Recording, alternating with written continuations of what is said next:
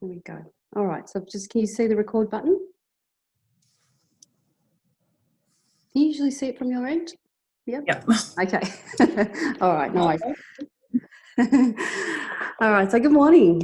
Welcome, and my name is Bryony. For those who don't know me, I'm a foundation member and a leadership, or rather I'm a foundation member and a senior player with the Western Districts Women's Rugby team. As a part of our series, of our Let's Talk series, I'm joined today by Ravana Saifoloi. Are you okay for me to call you Vana, just as we go? Yeah. Yeah? All right. So off the bat, I'm going to just disclose to everyone that Vana is family members. We're second cousins, and I've known her for quite some time. Yeah. All right, so for today's conversation, we've asked Vana to come out today and talk with us around her the research paper that she completed. We'll ask her to go through that with you, but it did focus on some very relevant issues and some of the talking points that we had hoped to cover off in our Youth Girls Forum some weeks ago.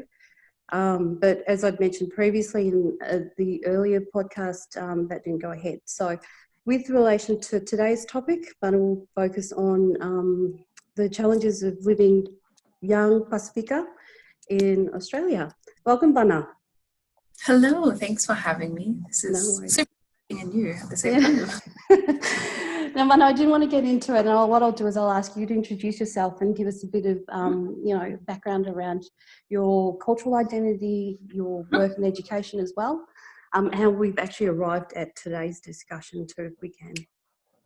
Yeah, cool. Well, hello. As Oni had said, I am Vana. I identify as Samoan, but I pretty much grew up in Australia. So I was born here. My parents and I moved to Samoa for a little while they were my dad was becoming a minister, so lived there for like 4 years. And then eventually came back to Australia, and that's pretty much where my education journey started. I've recently just completed my Master's in Indigenous Studies over at the University of Otago in Dunedin. So for those of you who like to experience something new, Dunedin is a great place. Just like a subtle plug there for Otago. But yeah, I think studying in Dunedin was probably one of the best things that I chose to do, because like many Pacific children or like children of Pasefika parents, you don't usually leave home until you're like married or with a family. Yeah. So getting this opportunity to leave for education was probably one of the best things in terms of personal growth, and also really discovering what I wanted to do and also what I genuinely felt passionate about, and that is trying to raise aspirations for other Pasefika students to enter into tertiary education despite the barriers that exist, especially our young Australian Pasefika students who may not necessarily have the right types of role models or the right type of representation in like the Western social spaces. So yeah, I guess that's like me in a nutshell. I think research. It's absolutely, and I think it does, like you said, it's a good segue into the paper that you wrote, and it did focus on that specific issue around the representation of Pasefika youths in tertiary education. And I think there was also a caveat to that where you looked at the life in general within Australia as well. So I think you couldn't look at one without looking at the other.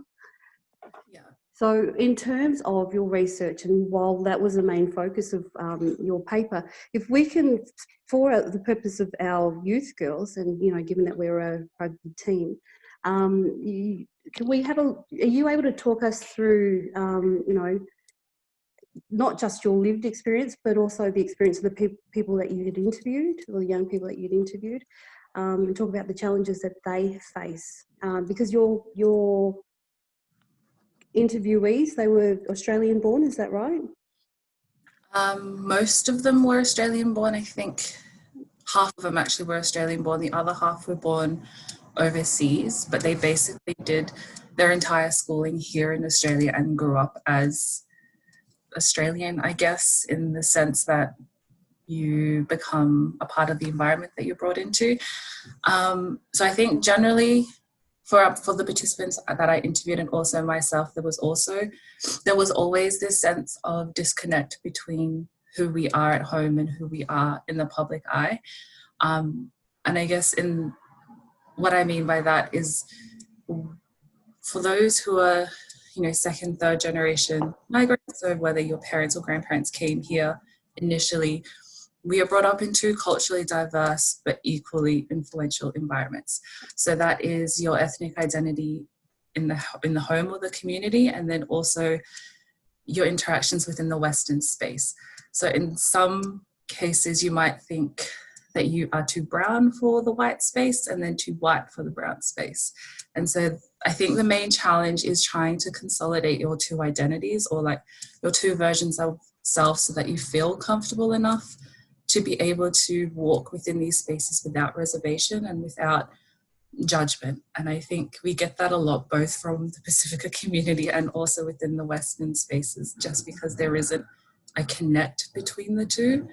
And I think for my personal experience, it was really hard to leave my Samoaness or my brownness at the door and walk into Western spaces and then trying to put on this white or palangi face. And reversing it when I came home from school or came home from uni, and sort of had to like leave everything that I'd learned and like resume the role of, a young Pasefika woman, but also because my dad is a whaiwhiao or a minister, also taking on the responsibility that I had to be a role model for people that I didn't know, or like for people that were looking at me that I didn't know were looking at me. And so it was always this sort of facade of trying to uphold these values, but not knowing if I really believed in those values or if those values were like particularly resonating with me. And I think what came across with the participant narratives was also this sense of not belonging or not being good enough to operate in both spaces. So I guess the purpose of my research was really to try to highlight that being Pacific is your superpower. Like, you don't have to leave it at the door. Yep. You don't have to compromise versions of yourself. Like, you can just be who you are without judgment, without reservation. And, the people around you, if they matter, they won't care, that they'll just support you in that. But in saying that, it's really easy to just, put all these things out there, but it's hard to implement within really strong cultural homes, or like in a strong system that sort of tells you, it has to be this way, it can't be both. I think that's the main challenge that I found, and also that came across in the interviews that I had. And do you find, and I wonder if it's generational, just thinking about, the people that you did interview, yourself as well, and thinking about our own lives, and with consideration of our parents and where they're at in their lives, and whether or not that's something we will see eventually change, so that you'll have more of a hybrid lifestyle, I suppose, in the future. Yeah. So were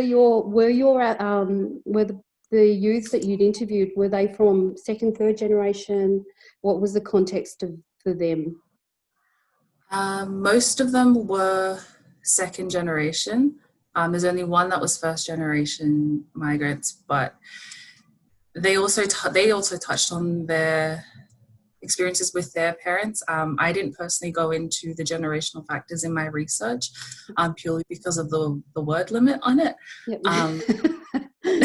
But so the participants did sort of touch on their parents' expectations for them, which pushed them and drove them to pursue higher education. And where I think that's a really important internal motivator, I don't think it should be the only motivator. I only say that because I've seen these cases happen a lot, and I've, through talking to other people and through my own experiences, taking on your parents' aspirations for you isn't the same as you taking aspirations for yourself. That can only get you so far. And I found this personally, like, my parents wanted me to go to ANU they didn't have a preference for what I did as long as I went to this particular uni. And so everything I did in high school led up to me getting accepted into the uni, and then eventually doing my undergrad in commerce. But I found that I didn't really enjoy commerce. I only did it because I wanted to do something else, but this was the only way that I could do it at this particular university.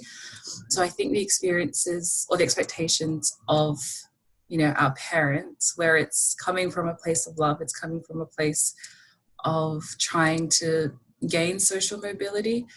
It's also kind of destructive to the way that we view ourselves in these spaces, because it doesn't take us to where we need to be. It's not enough for someone to want things for us. We need to want it for ourselves to actually Absolutely. Yeah, absolutely. in these spaces, which is something that I really struggled with during my undergraduate degree. I had to find ways to really enjoy uni that wasn't predicated on my parents wanting me to graduate, wanting that kind of future for me. So I found that I had to rely a lot on the friends that I made at uni, and living through their shared experiences as well, and also just trying to find a support network that understood me for me and not for what I could do for them, or like for the expectations of other people. And I think that's sort of where the generational disconnect occurs, because obviously for our parents or our grandparents, the reasons they came over here are vastly different to the reasons why we're here. And I know that a lot of people say, you know, I'm doing this for my family, I'm doing this because they didn't get the chance to, but at the same time, like, that's their story, it's not yours. And as hybrid citizens or individuals, where we can take part of that, our own story comes from our own experiences. And I think it's really important to distinguish between the generational motivators for why we choose the things we do. And yeah, I guess it's just a long-winded way of saying for the right reasons. No, I think it's important, yeah. because we really do. Like you said, we grapple, and I'm like a lot older than you are, and even to this day, you have to grapple with, you know, juggling the expectations of your family. Yeah. And also, you know, what is it that society, the rest of society, requires of you to be like a someone who's contributing. So, but I think, to your point, and I want to circle back to the experiences of yourself and the youths that you've interviewed, and you'd already started to touch on what those challenges. So we've identified that there's a disconnect, and it's, you know, trying to balance expectations of culture, community, Western society. So, you know, how do those challenges then impact on people's opportunities to experience positive, you know, to have and enjoy positive experiences within school, within sport, within their own little communities as well? We know that, you know, it's never just one social group that you belong to. Yeah. I think what we often forget is that all of the spaces, all the social groups that we belong to, they're not mutually exclusive. And I think the challenges that arise from that is thinking that we are different in every space that we occupy. And as I said, the disconnect between those spaces often is the barrier itself, because we don't like to mix well. It's kind of like having different friendship groups throughout your life and then trying to merge them all at once. You know, like, personalities don't always fit, cultural expectations don't always fit, and the social norms don't always fit. And I think trying to address those barriers isn't going to happen overnight, but I think having the right people in the right spaces is definitely a starting point. Like having these sorts of conversations with young Pacific youth, but also having it led by Pacific people that occupy multiple spaces is a way to sort of address how we can connect all of those different facets. And this is also where the generational thing comes in, because sometimes our parents or our grandparents don't always understand why we do the things we do. Like, for example, my parents didn't particularly relish in the fact that I was going all the way to New Zealand to do a degree that I could have done here. But it's more the fact that I was in a space that supported Pacific learning wholeheartedly, that was integrated into policies from, you know, like a high level all the way down. And I think it's just having these conversations, trying to help our parents all our friends or our cousins, our family members, whoever it is, understand the importance of having the connectedness within each of the social spaces. And again, it's really easy to say, but it's difficult when you're trying to implement it. But you know, there are groups out there who are doing wonderful work and who are, you know, dismantling those barriers essentially. And I think the youth today are in a better position, I would feel, than say you and I when we were sort of like that young. I guess I think they have a stronger voice, and I think because they are exposed to things like social media, the platforms that they have access to, that can also create connectedness in a seemingly challenging landscape, I guess. Yeah. All right, so there's very little research out there at the moment around how, you know, young Pacific Islanders are living within Australia. And the research that is out there currently tends to focus on more the antisocial behaviours. But, you know, you talked about being in Otago and your time there, and I know that there's a lot of literature, there's been a lot of things that have been written. So there's a contrast between our two societies. Yeah. So are you, from your observations and your time in Otago, what did you see, you know, was coming out in the way of research and living Pasefika? I think the first thing to understand is that because New Zealand is such a, people often associate New Zealand and Australia as being quite similar, but if you're actually there, they are vastly different in terms of the cultural integration that they currently have.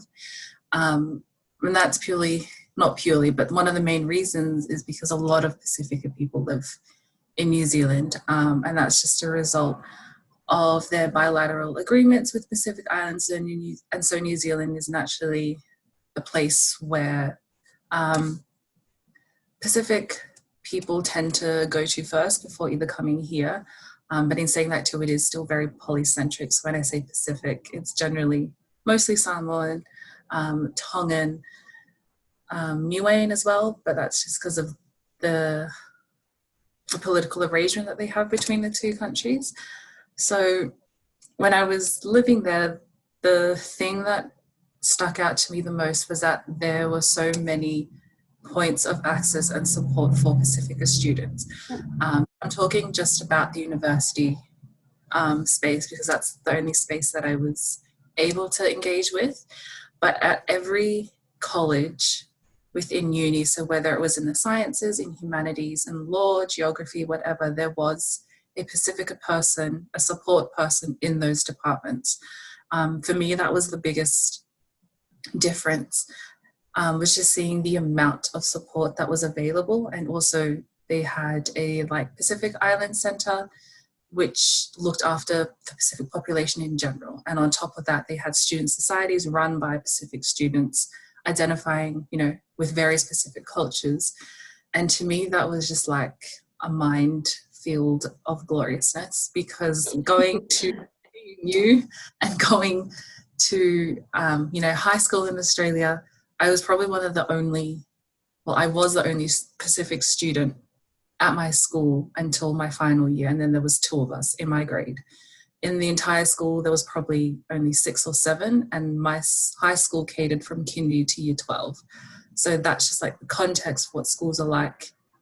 Well, the school that I went to, but it's generally the context for schools in Canberra as well. So I think the biggest difference was just seeing that there are so many people that looked like me in spaces that didn't necessarily represent people that looked like me. And I think because they have that support so ingrained within their higher education system, it's a lot easier to see yourself within that space. It's a lot easier to imagine that you do belong there, and it just feels like that you're able to succeed because you have so many people who are going to look out for you. It's basically, you know, like your own little village, or like your own support network that you can lean on, or, you know, go to for advice and help. And I think that that to me was just like mind-blowing, because I'd never experienced that before. At ANU there was sort of like a Pasifika support support system, but it wasn't as extensive, and because there were so few of us, it was really hard to do things or get things moving. And generally, because Pacific people are minorities within the Australian context, it's really hard to sort of identify who is Pacific and who isn't, and trying to engage them within initiatives that you want to help. Absolutely, and I think if you look at the data, we make up about 1% of the population. So yeah, and in Australia, it's quite easy to, on what you're saying about not being able to distinguish between the different cultures. I think this comes through very clearly with a lot of the research that's out there. We tend to get lumped into one big group. Yes. So, all Pacific Islanders, no one distinguishes between a Samoan, but every culture is quite different, and every culture is unique. So I think in terms of what you've seen, and I know that there seems to be a peaking interest out there. I'm going to say, and I can only talk about the rugby sphere in how we can engage with our Pacific Island youth. And like I said before, whatever other opinions are out there broadly, it is around our involvement and overrepresentation in the justice system. Yeah. So how do you think? Because I'm going to say you're a researcher. In your experience and from what you've seen, there's some policy gaps. There's some significant gaps here in Australia. But I think at a ground level, whether it's in the rugby community, in schools, what do you think is the way that we can bridge some of those, how we've disconnected with our youth?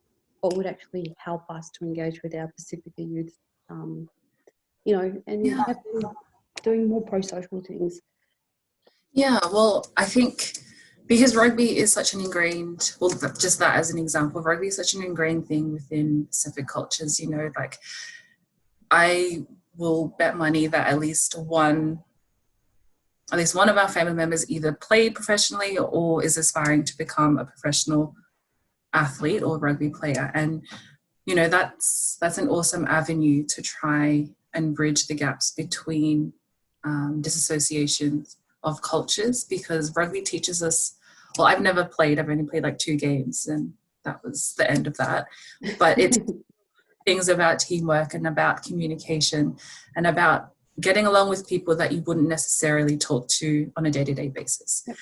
And I think if you translate that into schools, being able to accept people for who they are, regardless of the cultural differences, regardless of their opinions, is a great way to start bridging the gaps. And for me personally, it's about integrating the cultural capital that we learn as individuals in the home, in school. And for me... Can you flesh that out for our youth girls, Vana, what it means by cultural capital, please? So cultural capital is basically taking all the things that you have learned that makes you uniquely you, whether it's uniquely Samoan, uniquely Tongan, uniquely, Italka Fijian, or, whatever culture that you prescribe to, taking those innate values that you learn, that you've been taught, that you grew up with, and applying it within different social contexts. So learning the way that you feel comfortable learning. So an example of this within the educational context is helping teachers or educators to understand that if students, particularly Pacific students, do not reply to you, is a sign of disrespect. It is not a sign of insubordination. It's a sign that, like for us as Pacific, we don't talk back to those who are older than us. Like our elders, it's usually just out of respect for them and their position and about knowing who we are in relation to them. So that's sort of an example of what cultural capital is. And then, like, another thing to sort of tie into that is what I sort of mentioned before about knowing your place. Often we walk through life in the Pacific space, knowing our context in relation to other people. That's really hard to try to explain. It's sort of like the relational space between individuals. So for you and I, for example, because you're older than me, and I guess in the higher generation than I am, my respect for you is sort of different to someone in the same line as me. And so I would speak to you in certain ways, like that I wouldn't normally, not that I wouldn't normally speak to you, but I would speak to you with respect and with regard to your status or your relation in regards to me. Yep. No, that makes a lot of sense. Yeah. I mean, my mum Yeah. says to me all the time, there are langers, like, there are lines. Yeah. Yeah. You've got to, yeah. So, for instance, using your example in our relationship, so your dad, Yeah. perfect example. Yeah. He's my first cousin, but he's also a faith owl or a minister.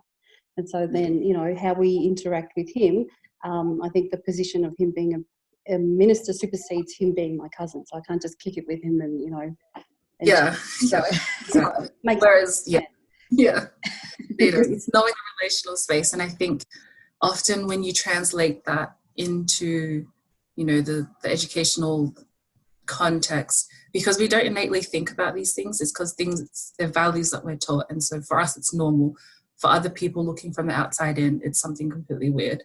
It's something that, is often seen as stifling, or they think that it's, it takes away from your individual person. It's about, being two-faced. Often that's why when I explain it to people, they think that, why do you have to be different people to different situations? Yeah. But for us, it's adapting.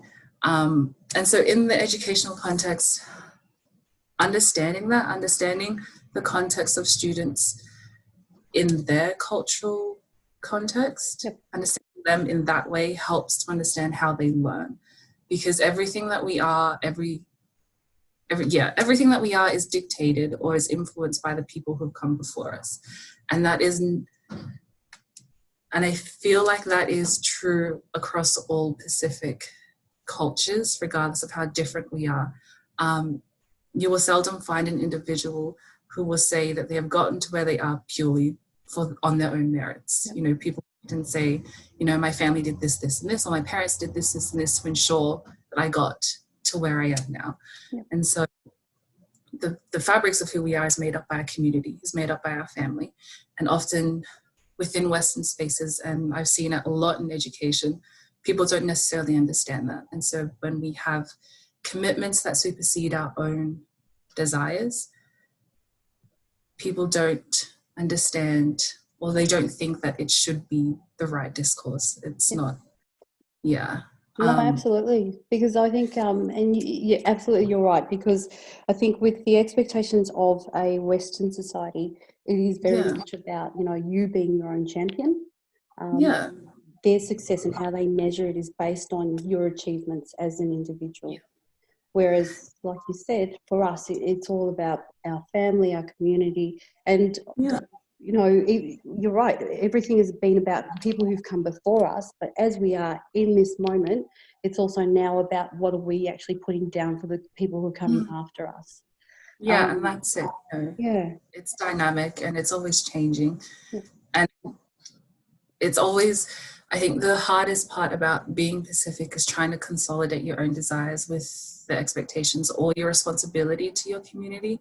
And at times, I think, especially for the youth, generally because they don't understand what it means to give freely or to give without expectations.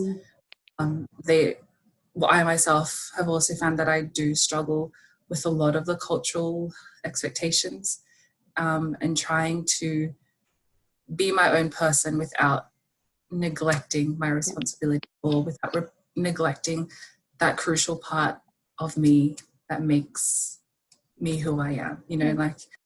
Like I said, you can't just leave your brownness at the door and sort of walk in and do what you want. Like you carry it with you, and your Pacificness carries stories of those who come before you. And so as much as we may not like it at times, it's also a responsibility to enable others to kind of weave their own stories, but weave it with the stories of those who've come before them. So then those who come after them don't have to question who they are every step of the way. They can just feel comfortable being both Pacific and Australian, and sort of integrating two culturally different but influential environments or contexts. Quickly said.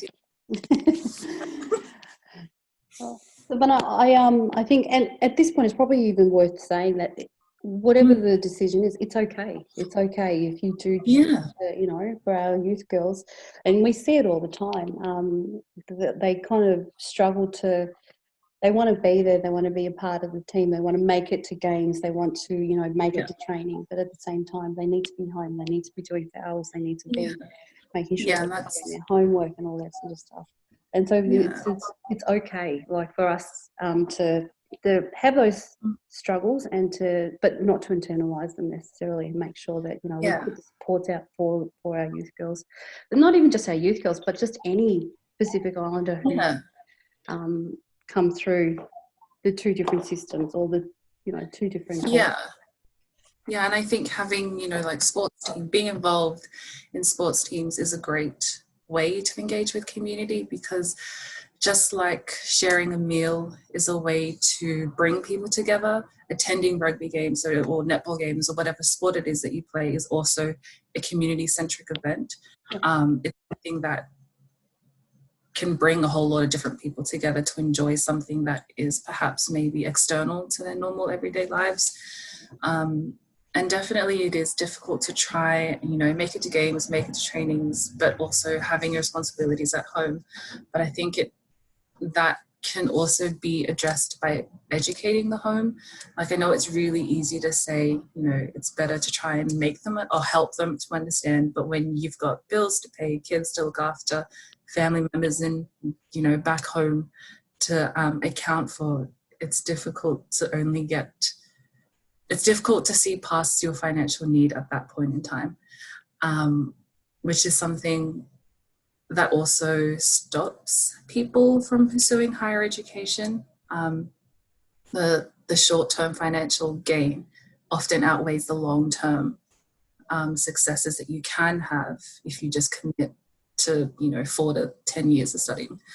But at the same time, it's okay to choose yourself. Sometimes it's okay to choose things that make you happy, because at the end of the day, no one else is going to be able to do that for you. As much as we like to say, our community and our family is what makes us who we are, essentially you can't place your happiness on other people. And if you need to step back from your cultural commitments, I think youth need to be supported in that.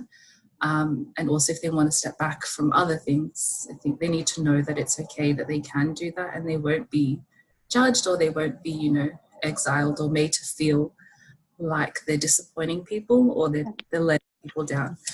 And I think these sorts of communities, these sorts of, talanoas also help, shared experience is such an underrated form of therapy that people don't often engage in it, just because generally feelings aren't something that you share with people, especially in the Pacific context. It's sort of just like, just get on with it, you'll be fine. But yeah, absolutely. It is, and I think it's changing. So that is changing in itself. So I think when I was growing up, and my family, we're quite open, and among ourselves, like with my siblings, myself, we're quite open, we're quite frank about how we might feel about something, or something that someone said, and that was unusual. I know that when we were growing up, it was quite unusual for a lot of Pacific Islanders to see that those types of interactions, and it was okay. We can have a fight, and we could still be friends, but that is changing, and I think that's a good thing. And I'm going to wrap up, but I do want to, because you've touched on it, because within your work, and I think it comes more and more, the whole point of having a conversation, or for people to tell Noah, it is one of the frameworks that you focused on, or rather that's the model that you applied when you did your research. yes. You had a number of models as well. Yeah. So you had the new, which was the coconut, and the lei, or the necklace. Yes, I think there were 2 that I used.